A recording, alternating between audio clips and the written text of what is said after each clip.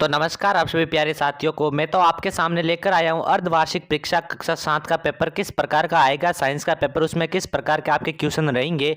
वो मोटे तौर पर मैं आपको पेपर का पैटर्न बताने वाला हूँ। इस आधार पर आप तैयारी करें और ये इंपॉर्टेंट है क्वेश्चन, तो इनको अच्छे से पढ़ के जाए। हम चलते हैं। सबसे पहले क्वेश्चन क्या है, इसमें बहुविकल्पी प्रश्न है जिसमें आपको ऑप्शन को देख करके चयन करना है और फिर इसके बाद में हम यहाँ पर देखें तो निम्नलिखित प्रश्नों के सही उत्तर का चयन कर उत्तर पुस्तिका में लिखे। कीटों को पकड़कर भोजन बनाने वाले पादप का नाम है। तो इसके अंदर आपका पहला ऑप्शन हो जाएगा घटपर्णी, राइट हो जाएगा, क्योंकि अमरबेल बेटा परजीवी पादप है, ना कि कीटों को पकड़ करके भोजन बनाता है। ठीक है। नेक्स्ट क्वेश्चन है, वसा का पूर्ण रूपेण पाचन जिस अंग में होता है वह है, तो छोटी आंत क्षुधांतर के अंदर ही होता है वसा का पूर्ण रूपेण पाचन। ऑप्शन इसके अंदर राइट हो जाएगा। और नेक्स्ट क्वेश्चन है कि मोमबत्ती का जलन किस प्रकार का परिवर्तन है। तो मोमबत्ती का जो जलना है वो भौतिक और रासायनिक दोनों परिवर्तन है। ऑप्शन स इसके अंदर राइट हो जाएगा। नेक्स्ट क्वेश्चन है कि यदि कोई व्यक्ति दर्पण के सामने 2 मीटर की दूरी पर खड़ा है तो दर्पण से व्यक्ति का प्रतिबिंब कितना दूर बनेगा। दर्पण से जितना व्यक्ति सामने खड़ा रहता है उतना ही दूर प्रतिबिंब बनता है, तो इसमें भी 2 मीटर ही आएगा, इस बात का ध्यान रखें। बी ऑप्शन राइट हो जाएगा। नेक्स्ट है, किसी सामान्य व्यक्ति की विश्राम अवस्था में औसत श्वसन दर होती है, मतलब वो 1 मिनट में नॉर्मली कितने श्वसन दर ले सकता है मनुष्य, तो 15 से 18 प्रति मिनट हो जाएगा। ये 5 क्वेश्चन आपके इस प्रकार से देखने को मिलेंगे एग्जाम के अंदर। फिर आपकी उत्तर पुस्तिका के अंदर आपको बताना है कि कौन कौन से खाली जगह इसके अंदर आने वाले। तो अम्ल स्वाद में होते हैं, तो खट्टे होते हैं। हीमोग्लोबिन आरबीसी कोशिका में पाया जाता है। ऐसे पुष्प जिसमें नर व मादा जनन अंग होता है वो द्विलिंगी पुष्प कहलाते हैं। जिसमें केवल नर व मादा जनन होता है एक लिंगी पुष्प कहलाते हैं। विद्युत धारा के तापीय प्रभाव पर आधारित सुरक्षा युक्ति को विद्युत फ्यूज है, या फिर कुछ भी आप कह सकते हो। कोई भी एक एग्जाम्पल देना था इसके अंदर। जंतु शाकाहारी हो अथवा मांसाहारी, अंततः भोजन के लिए उत्पादकों पर ही निर्भर रहता है, क्योंकि सभी पेड़ पौधों पर ही निर्भर रहते हैं नॉर्मली।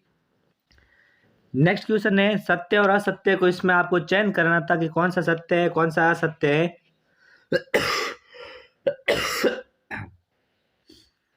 पहला क्वेश्चन है, राइजोबियम फलीदार पादपों की जड़ों में सजीवी रूप में रहता है। बिल्कुल सत्य है। अत्यधिक व्यायाम करने से व्यक्ति की श्वसन दर धीमी हो जाती है। नहीं, इसमें फास्ट हो जाती है, गलत हो जाएगा। चाल का मूल मात्रक मीटर प्रति सेकंड है, बिल्कुल सही है। विद्युत घंटी विद्युत धारा के तापीय प्रभाव पर आधारित है, गलत है, क्योंकि चुंबकीय प्रभाव पर आधारित है। इंद्रधनुष तब भी देख सकते हैं जब मुंह सूर्य की ओर हो। तो देखो, हमारा पीठ सूर्य की ओर हो तो हम इंद्रधनुष देख सकते हैं, तो यह भी आपके गलत हो जाएगा। नेक्स्ट क्वेश्चन है कि इसमें आपको एक शब्द या एक पंक्ति के अंदर उत्तर देना है कि विश्व जल दिवस कब मनाया जाता है। तो विश्व जल दिवस आप सभी को पता है कि 22 मार्च को मनाया जाता है। फिर मनुष्य शरीर का सामान्य तापमान कितना होता है। तो मनुष्य शरीर का सामान्य तापमान 37 डिग्री सेल्सियस। गुड़हल के पुष्प से बना सूचक क्षारीय विलयन में कौन सा रंग देता है। तो हरा रंग देता है। यशत लेपन क्या है। तो इस पर क्या है कि जिंक धातु की जो परत चढ़ाने को यशत लेपन कहा जाता है। जब एक चुंबकीय सुई के निकट रखे तार में विद्युत धारा प्रवाहित करते हैं तो क्या होता है। तो चुंबकीय सुई के निकट रखे तार में विद्युत धारा प्रवाहित करके उसके चारों ओर चुंबकीय क्षेत्र उत्पन्न हो जाता है, इस बात का ध्यान रखें। तो ये यहाँ पर आपको आंसर देना था, और बाकी वाले एक क्वेश्चन बड़े वाले क्वेश्चन मैं आपको बता देता हूँ, आप आराम से इनको एग्जाम में पढ़ के।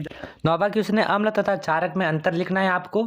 10वां क्वेश्चन है, ओजोन परत हमारी किस प्रकार से सुरक्षा करती है। 11वां, रक्त का रंग लाल क्यों होता है। मानव में उत्सर्जित मुख्य अंग कौन सा लिखना है आपको, और आरबीसी का पूरा नाम लिखना है। 1 हमारे लिए किस प्रकार जरूरी है। इसके बाद में आपको बड़े क्वेश्चन में 150 शब्दों के अंदर आंसर लिखना है। इसके अंदर या तो मनुष्य के पाचन तंत्र का नामक चित्र बनाना है अच्छे से, या फिर यष्ट में मुकुलन को चित्र के द्वारा समझाना आपको।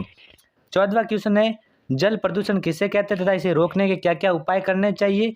और फिर अथवा के अंदर ये तीनों सवाल है, पार्श्व परिवर्तन किसे कहते हैं, वर्ण विक्षेपण किसे कहते हैं, प्रकाश का परावर्तन किसे कहते हैं।